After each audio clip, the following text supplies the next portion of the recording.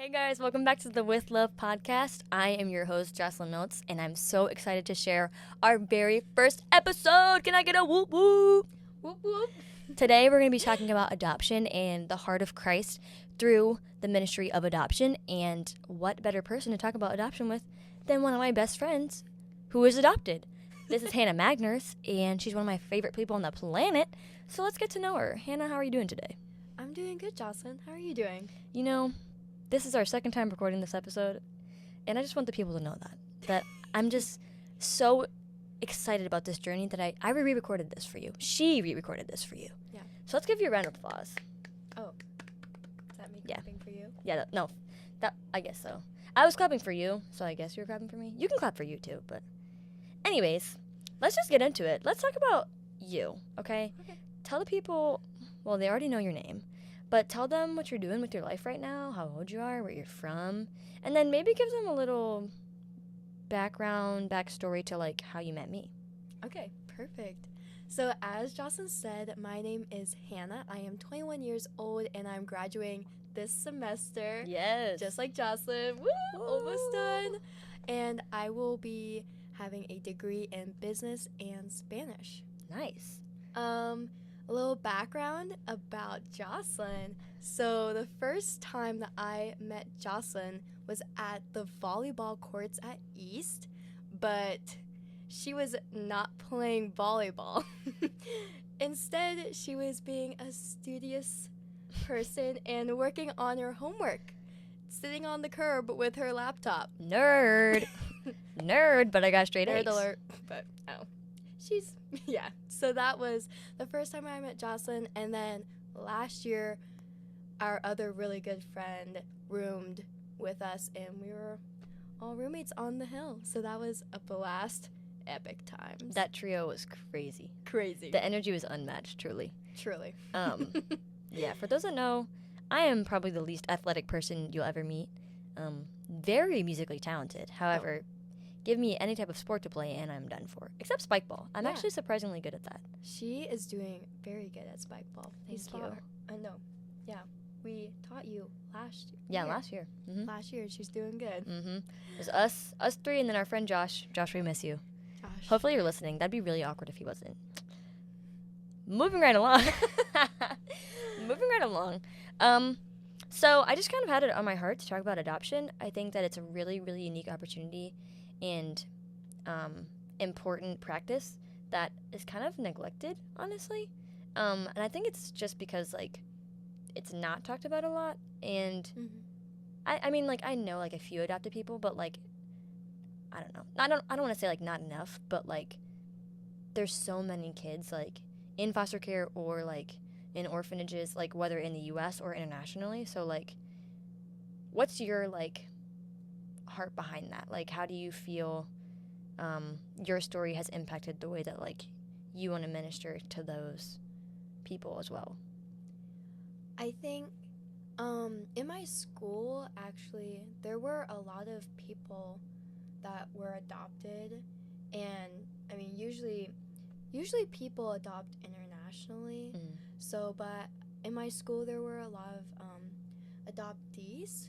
But for anyone that was adopted and that if they were having issues, I feel like since me personally, I haven't had too many issues, I feel like I could possibly, like, help them through it and just, like, remind them how blessed they are. Yeah, sweet. Did you grow up, like, knowing your adopted family, or, like, do you want to, like, give a little backstory on, like, that process and how you were adopted?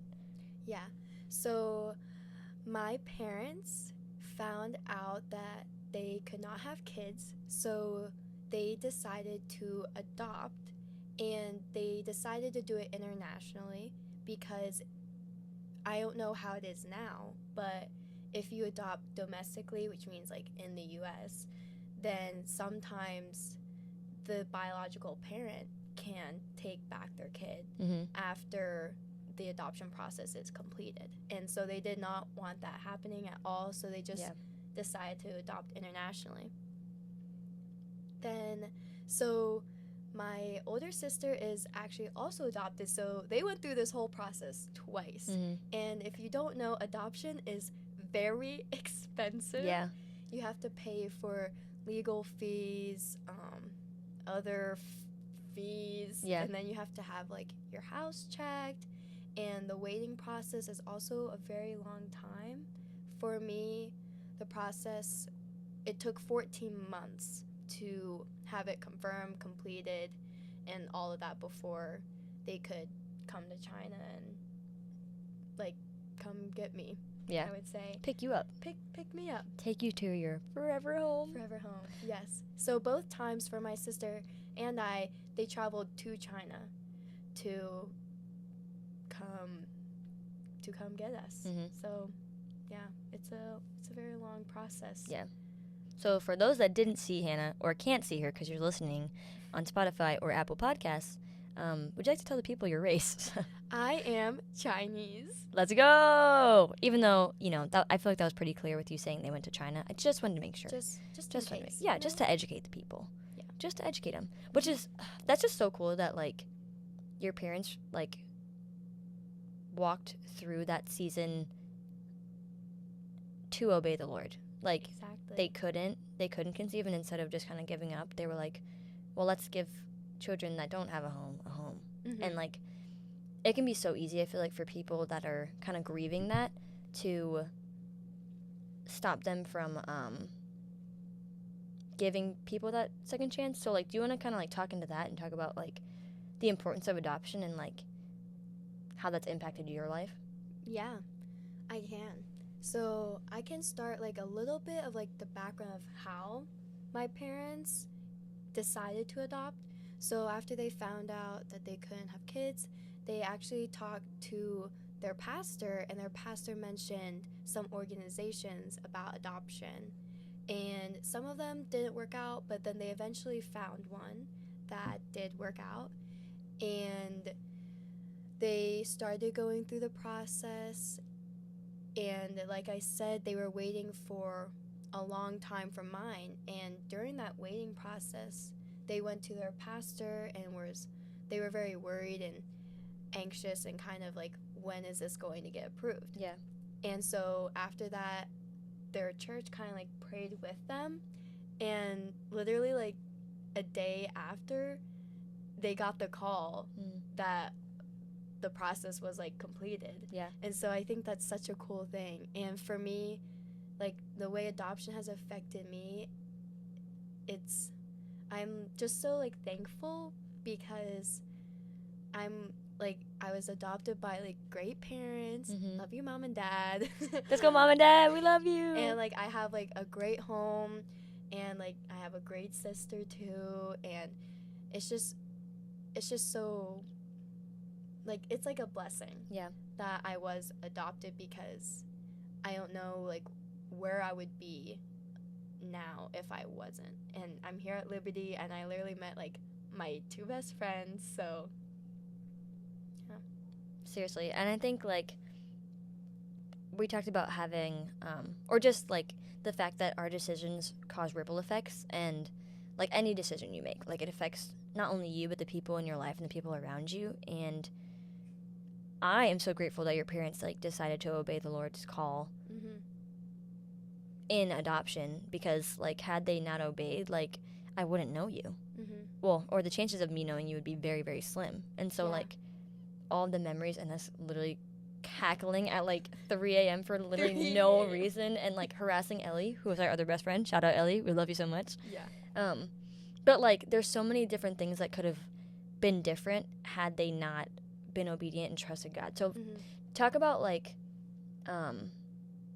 just the difficulty of that, and like kind of also talk about like the financials of adoption, because like you don't have to give like specific numbers, but like just the importance of like trusting God through that, because that's a very like big thing to have to trust him with. Yeah. So actually my parents came to visit like a weekend ago. Yeah, I think so. And so we talked to them about like, because I didn't even know everything that they were telling us. I was like, what? I was like, that actually happened? I just didn't know. And so they were talking about when they found out they couldn't. Yes, it was very expensive, but they knew that God would like provide for them. And so Bring it a little closer for you. they knew that God would provide, and they said that if you think about the financials or like how expensive it is to adopt, then you will never adopt because it's very expensive. That's a big truth bomb too. Yeah, and so they just like, I feel like they gave like God their whole trust. Like this is also like the waiting process. Like man, 14 months. That's like a whole year. That's like a whole pregnancy and a half. Exactly. And so they also felt it in their heart to obey the Lord and like listen to him to adopt, because I feel like adoption is honestly a very big decision. Yeah. Like you don't know like who you're getting really, and unless it's like with a different organization. Right. I don't know what it is now, but they didn't know. They don't know like our medical records either, and so there's just so much uncertainty. But they gave like God their full trust and obeyed him, and just was like, okay, we're going to do this. Yeah, which is so powerful. Like, and this goes for literally anything, like whether it's adoption or like deciding where you're going to go to college or who you're going to marry. Like, you have to trust God fully, because if you don't, then like the chances of you, I don't want to say making the wrong decision, but like it's just so much easier to be confident in your decisions when you're trusting him and you know that he's like ordering your steps. Because otherwise, like, we're not perfect.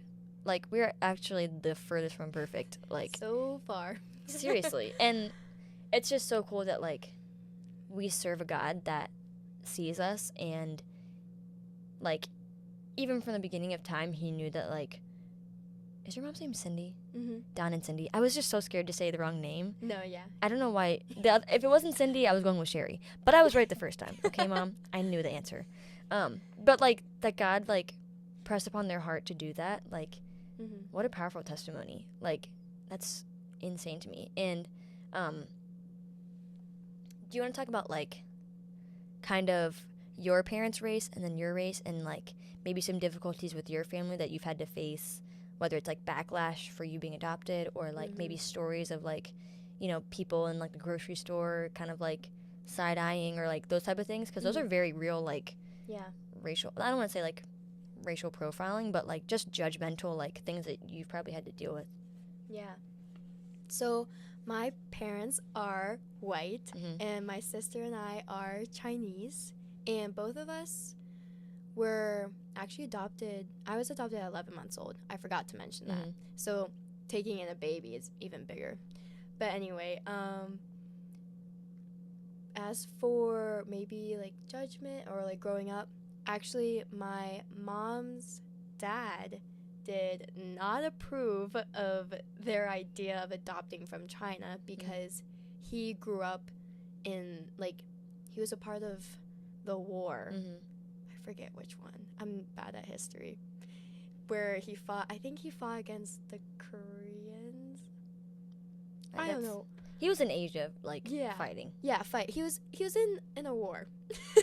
So at first, like, he did not approve of the idea, because he kind of just grouped all like Asians together, kind of. But then they adopted my sister, and as he got to like spend time with her, he thankfully changed his mind and views. Unfortunately, I did not get to meet him since he passed away before I was able to meet him. But as for just kind of like in public, I grew up in a Christian home, went to a Christian school.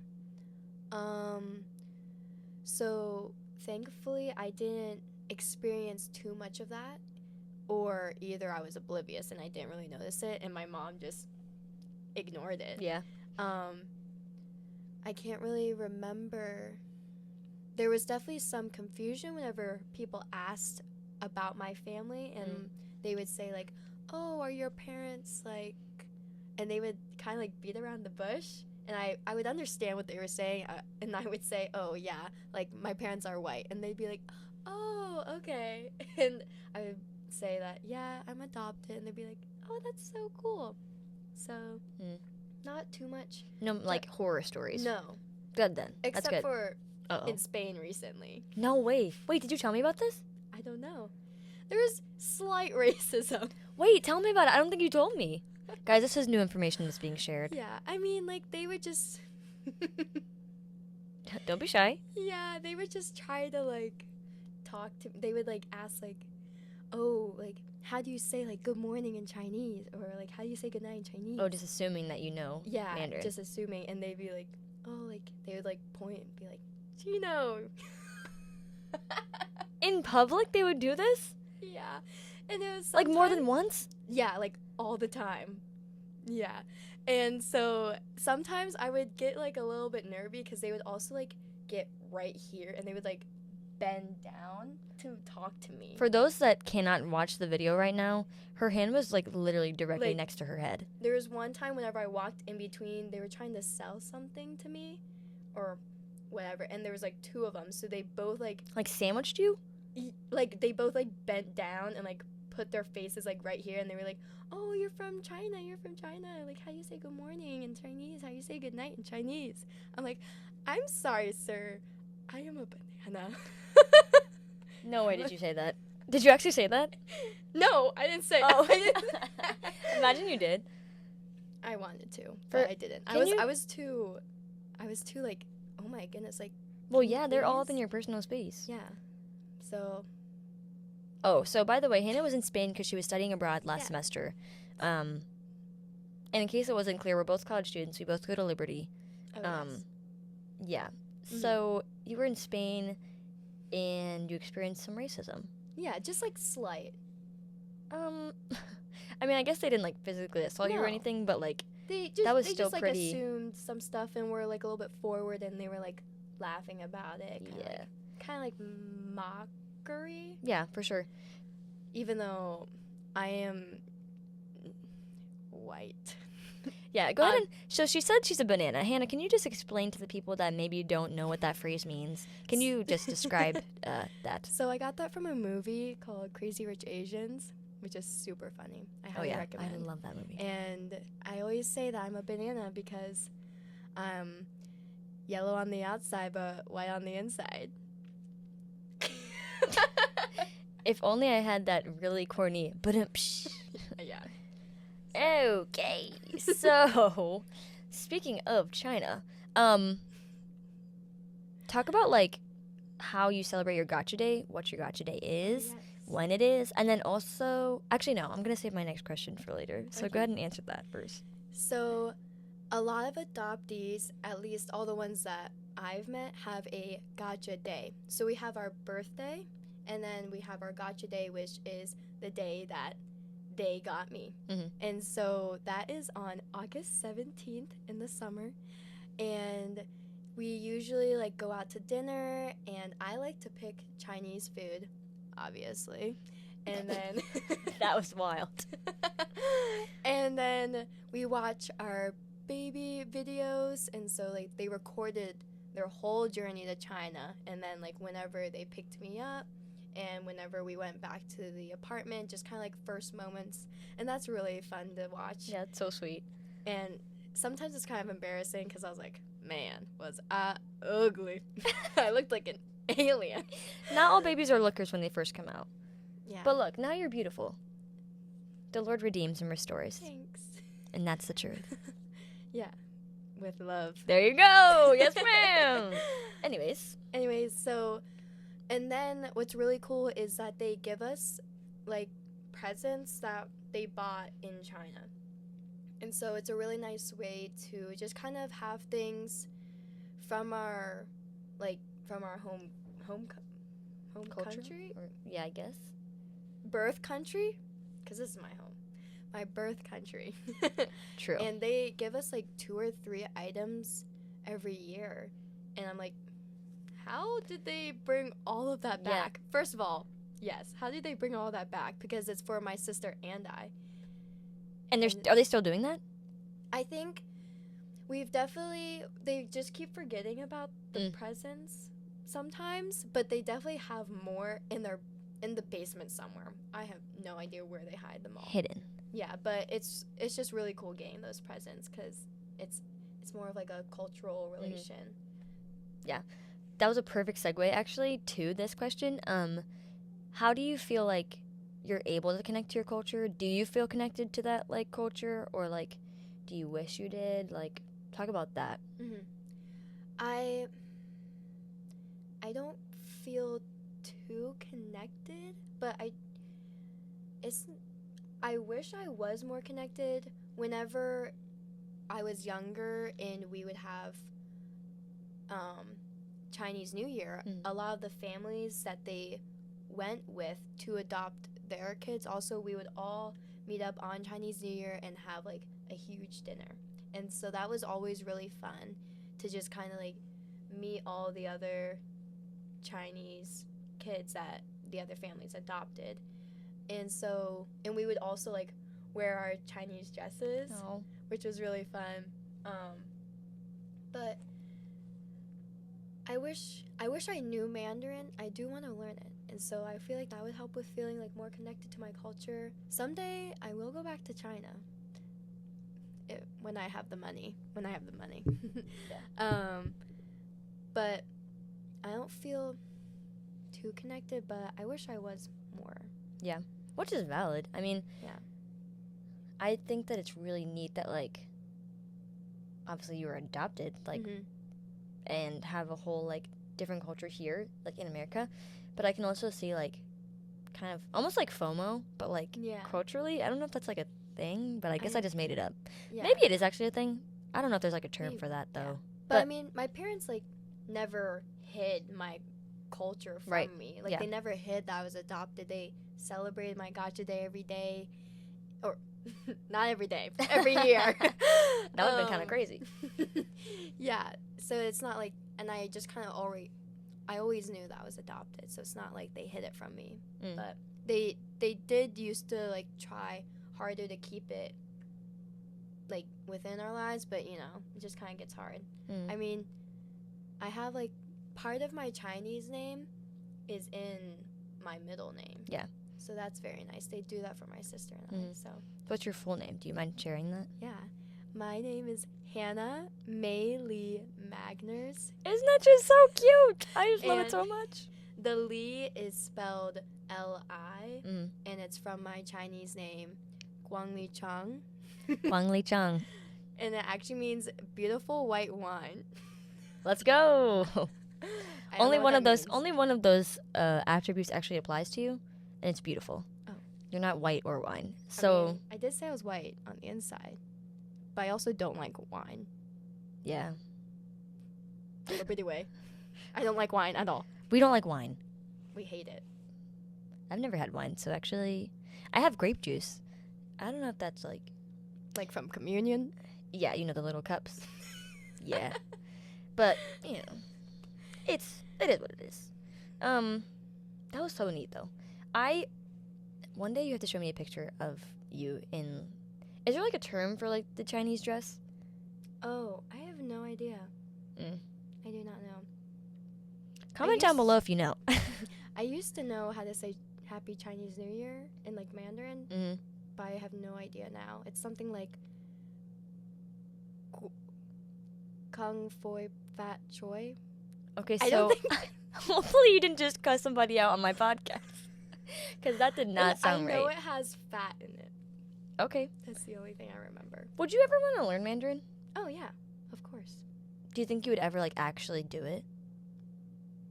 I think if I went to China, it would be more, like... You pick up on it faster? Like, if I planned a trip to China, then I'd be like, yes, I need to learn Mandarin because that language is so hard to learn and, like, understand. Yeah. Sweet. That would be kind of cool, though. You'd be, like, trilingual. Exactly. That'd be so much fun. So cool, yeah. I wish I was bilingual. Some stuff. People always think that I'm Puerto Rican. Yeah. And sometimes I just want to fool people and, like, say, like, see? Like, like it's true. You know what I mean? Por supuesto. Yeah. Claro. Presto, presto, claro. That was so white. Is that you? I'm half. What can I say? Yeah. It's just coming out. Anywho, it's true. It's true. Let's talk about like identity. I think something that I've experienced for myself, especially when I was younger, like for those who don't know, I'm biracial. So my mom is black, my dad is white. I don't know if you can see them in the pictures on the wall, but they're on the wall. They're pretty much like my favorite people in the world, and I love them so much, and I'm so blessed to know them and to be their daughter. Love you, mom and dad. But I feel like when I was younger, it was really hard for me, first of all, to understand the fact that I was two races at once. Like, that did not make any sense to me. Like I knew my parents were not the same race, but in my mind, it just did not click. And it didn't help that, like, the school that I went to, or schools at the time, were predominantly white. And so, like, there was nobody who looked like me. I feel like I couldn't relate to anybody. There was, like, 2 people, I think, growing up in, well, maybe 3 or 4, actually, growing up in my classes that were, like, either, there's one kid who was, like, half Filipino, and then another girl who was adopted. First, she told me she was adopted from Guatemala. Sorry, I don't know why I glitched there. Guatemala. And then she told me she was from Puerto Rico. So I don't know why she just decided to change it up on me. But those were, like, the only 2 people that I can think of right now that were not white. Like, quite literally everybody else was white. And I don't hate on white people. Like, love white people. I love every race, you know? But also, like, when that's the only thing that you see is, like, people that don't look like you, it can be so, like, discouraging. And, like, I feel like I had a lot of trouble with, like, my self-image and, like, my identity because I wanted to be white because I was just around white people. And so, like, yes, I'm half white, but, like, I look more dark-skinned because I'm mixed with, like, African-American. So it makes sense that, like, obviously I'm brown, but, like, as an 8-year-old girl in the 4th grade who just wants to be white, like, with straight hair, like, that doesn't make any sense. Like, that's not fair. Like, why did God make me like this? And now, like, I love the fact that I'm mixed and I, like, embrace it more. But, like, growing up, it was rough. Like, rough. Like, you could not convince me that I was half black. Wow. Which is so embarrassing because I'm literally dark. Not, like, dark, but, like, I'm brown. You know. Like, you can't convince... I'm not white. Like, I literally... I'm not white either. Okay. Right. No, I'm just kidding. You're not. Yeah. But, like, talk about, like, identity and if that was a struggle, like, if, you know, you've been around people that was a struggle for, or, like, just that part of, you know, your adoption story. So, for me, personally, I did not have any issues with identity. And I think identity also involves, like, where you come from, obviously. And so a lot of adoptees, I'm not saying a lot of, some adoptees have trouble with processing, or, like, maybe, like, figuring out, like, why they were given away. Yeah. Thankfully, I did not. I just never had an issue with it. I did wonder, I mean, I guess I could have wondered why they gave me away, or just, like, kind of more, like, curious. Yeah. But it wasn't really a problem for me.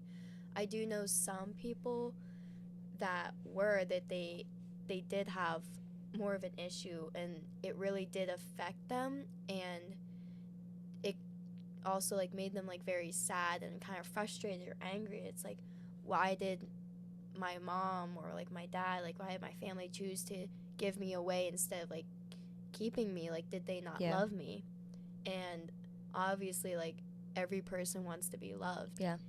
And so it's just kind of, like, internal. Yeah, like an internal battle. Yeah. And so it's difficult to navigate or kind of deal with the fact that you don't know what could have been the reason. Yeah. Like, they could have still loved you very much, which is exactly the reason why they gave you away. Right, exactly. Like, they could have been in poverty, and if you would have stayed with them, then you could have also been in poverty. And I think that it can be very dangerous to think about all the what ifs. and what could have been. And so I just know that right now, like my situation, like my whole life has been so blessed growing up in a Christian household, going to Christian school, and it's just like I can't, or we try, like, just try not to think about what could have happened if I was not adopted. Right. And so, yeah. I mean, yeah, and that's like fixing your focus. Literally, Mm-hmm. like, as a Christian, if you always, and I've literally been so convicted about this, like, which I'm so glad you brought this up, but like, comparison is like the thief of joy. Yes.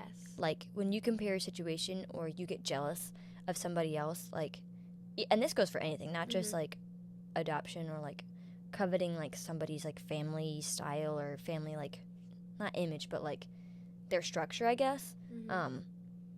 That's dangerous. Like, because when you become so discontent that you're looking at somebody else's life as better than yours, like, it's just kind of rude, like, to the Lord, especially if you're a Christian, because, like, it's almost like you're telling God, like, this is not enough for me, and I want to be blessed like this, Mm-hmm. which is so, like, self-righteous of us and Yeah. prideful to think that we deserve anything more than death. Like, the Yeah. Bible is very clear that we deserve nothing more than death, but, like, it's only by the grace of God that, like, we have life. Exactly. And life to the full because of Jesus. So it's Mhm. like that truth in itself is so important to remember, and like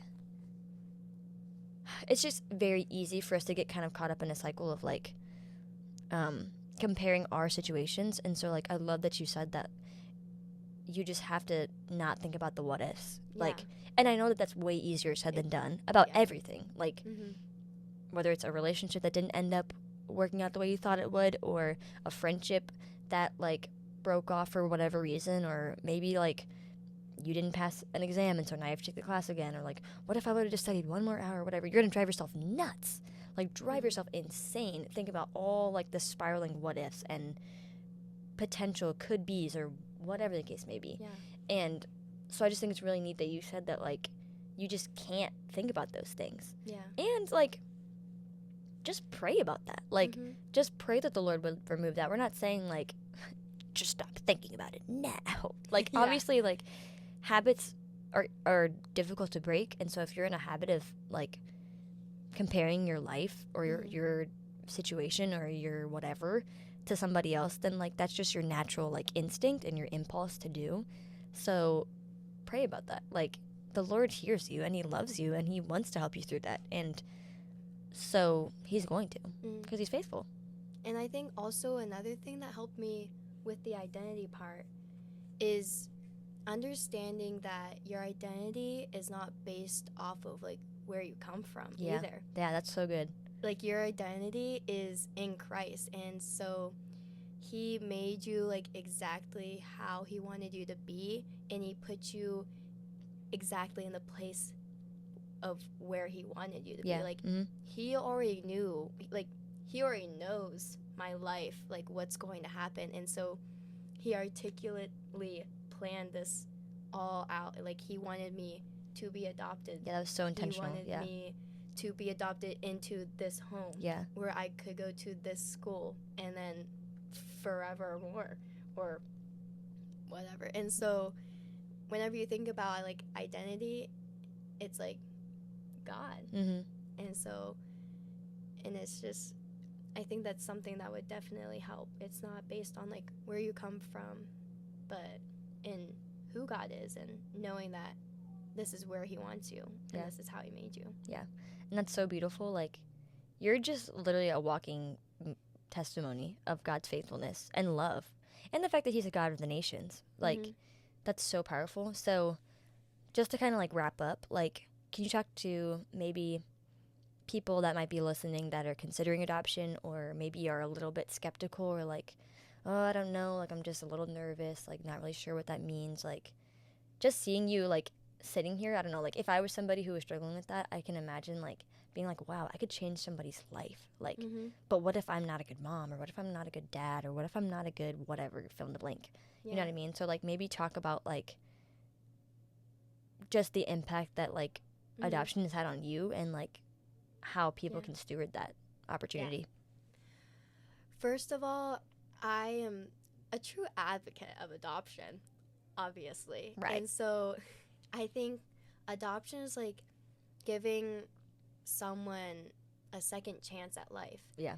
Because whenever I was adopted, of course, each place is different, but I was in a foster home who had a foster mom. My sister was more in a kind of, I think it's hard to explain, like a bigger area where she didn't have like a specific mom catering to her or like caring for her, but I did, thankfully. But it's whenever you adopt, you give them like kind of like a new life, just like Jesus gives us a new life. Amen. And that's the truth. With love. And so if you're thinking about adoption and if you have a relationship with God, then I would say, like, just go for it. Like, my parents said, like, if you think, for, like, one of the topics was financials, if you think about, like, how you're going to pay for this, then you're never going to adopt. Right. So you just have to, I know it's very hard to, but you just have to, like, put your trust in God, even with money. Yeah. Which is so hard for college students. Very difficult at times. Very difficult. And so, and I know it can be very, like, nerve-wracking. My parents, like, waiting and waiting for their papers to get approved and so many house checks and going to China and still, like, they're adopting, like, babies. Yeah. And they have no medical records, especially from China. They keep that very locked up. So they have no medical records. They don't know, like, what I like to eat, like, allergies. They didn't even know about allergies. Like, imagine that. Like, they feed me something, I'm like... For those who did not see, do you want to just describe what you just did? Just, like, if I ate something and they didn't know I was allergic to, I could have been dead. We don't know. Skull emoji. Yeah, skull emoji. Anyway, just like that. But if you really, like, pray about it and, like, talk to God about it and you feel like you should, then just trust God in that process. And it's literally a commandment to, like, take care of the orphans and take care of the widows. And so you're just also loving people. Adoption is, like, one way to love and to serve God. Yeah, for sure. Well, thanks for sharing that. That was so encouraging. I hope you all were encouraged. Yeah. I'm just so blessed to know you and to love you. This was so great.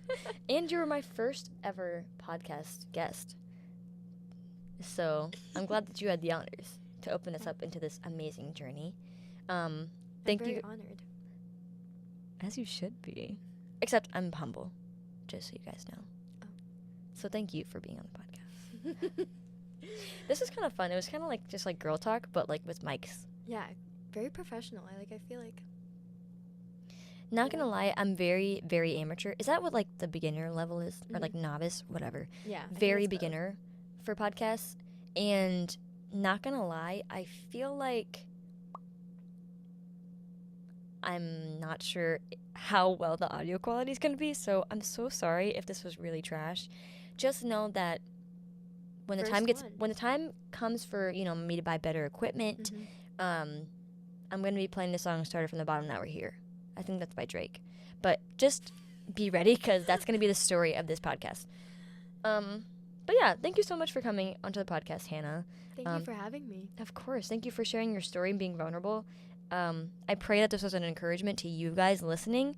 I'm just so grateful for you guys already and the support you've shown me in this new season. I literally have no idea what I'm doing. So every single encouragement that you guys have, whether it's comments, liking the post, reposting it, sharing it, whatever, you guys literally mean the world to me. And it's just so encouraging because I know that like this is something the Lord wants me to do and people are actually backing me up on it.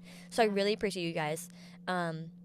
Yeah, I am so blessed by this conversation, and I pray that it blessed you guys also, and encourage you to maybe consider adoption, because you might change somebody's life and remind them that they're loved. Mm-hmm. So that's the truth. With love. I guess maybe that'll be my thing. I don't know. I'm still working on it. We're workshopping. Working out the kinks. Yeah, we have time. Yeah. But yeah. Anyways, thank you guys so much for listening, and I will see you in the next episode of the With Love podcast. Bye. Bye.